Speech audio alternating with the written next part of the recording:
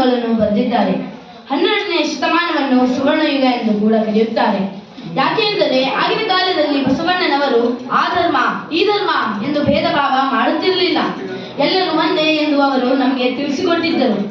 ಆಗಿನ ಕಾಲದಲ್ಲಿ ಬಸವಣ್ಣನವರು ಬಸವ ಕಲ್ಯಾಣದ ರಾಜನಾಗಿ ಬಸವಣ್ಣನವರು ಅವರ ಮಂತ್ರಿಯಾಗಿ ಸೇವೆ ಸಲ್ಲಿಸುತ್ತಿದ್ದರು. ಅವರು ಮಂತ್ರಿ ಆಗಿದ್ದರೂ ಕೂಡ ಸಾಮಾನ್ಯ ವ್ಯಕ್ತಿಗಳಂತೆ ಬಾಳುತ್ತಿದ್ದರು. ಅವರು ಅನುಭವ ಮಂಟಪವನ್ನು ಸ್ಥಾಪನೆ ಮಾಡಿದರು.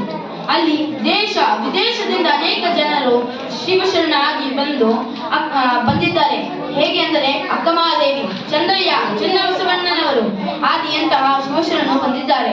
ಅವರು ದಿನಾಲು ಅನುಭವ ಮಂಟಪದಲ್ಲಿ ಅದರ ಅಧ್ಯಕ್ಷರಾದ ಅಲಂಪ್ರಭು ಜೊತೆಗೆ ಕೂಡಿ ವಿಚಾರ ಮಾಡಿ ವಚನಗಳನ್ನು ಬರೆಯುತ್ತಿದ್ದರು.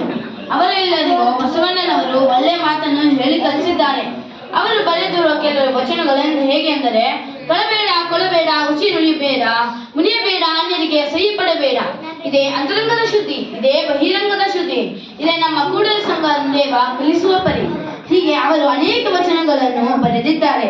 ಹೀಗೆ ಅವರು ಮಾಡುತ್ತಿರುವ ಒಳ್ಳೆಯ ಕೆಲಸಗಳನ್ನು ನೋಡಿ ಒಬ್ಬ ಕೆಟ್ಟ ಮನುಷ್ಯ ಕೊಂಡಿ ವಿಂಚಣ್ಣನವರು ರಾಜನಿಗೆ ಅವರ ಬಗ್ಗೆ ಸುಳ್ಳು ಅವಹೇಳನವನ್ನು ಹೇಳುತ್ತಾರೆ. ಅದನ್ನು ಕಂಡ ರಾಜ ಬಸವಣ್ಣನವರು ಹಾಗೆ 770 ಶಿವಶರಣರ ಬಗ್ಗೆ ಕ್ರಾಂತಿಯನ್ನು ಮಾಡುತ್ತಾರೆ. ನಾವು ಈ ಎರಡು ಚಿತ್ರಗಳಲ್ಲಿ ನೋಡಬಹುದು. ಅವರಿಗೆ ರಾಜನು ಹಾಗೆ ಬೇರೆ ಜನರು ಹೇಗೆ ಅವರಿಗೆ ನೋವನ್ನು ಉಂಟು ಮಾಡುತ್ತಾರೆ. ಆನೆ ಹಿಂದೆ ಅವರನ್ನು ಕಟ್ಟಿ ಹಾಕಿ ಅವರ ಚರ್ಮ ಕಿತ್ತು ಹೋಗುತ್ತ ಅವರನ್ನ ಉಂಟು ಮಾಡುತ್ತಾರೆ. ಹಾಗೆ ಇದರಲ್ಲಿ ನೋಡಬಹುದು, ಅವರ ಕೆಲವೊಬ್ಬರ ಕೈ ಕಾಲನ್ನು ಕಡಿದು ಹಾಕಿದ್ದಾರೆ. ಕೆಲವು ಒಂದು ಶಾರ್ಪಾದ ಕತ್ತರಿಯಿಂದ ಅವರಿಗೆ ತುಂಬಾ ನೋವನ್ನು ಉಂಟು ಮಾಡುತ್ತಾರೆ. ಆಗಿನ ಕಾಲದಲ್ಲಿ ಈ ತರ ಆಗ್ತಿತ್ತು.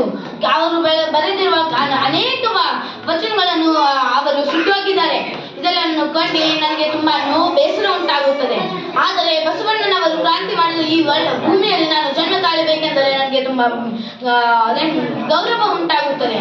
ಅದಕ್ಕೆ ನನಗೆ ಈ ಅವಕಾಶ ಕೊಟ್ಟಿದ್ದ ಎಲ್ರಿಗೂ ನನ್ನ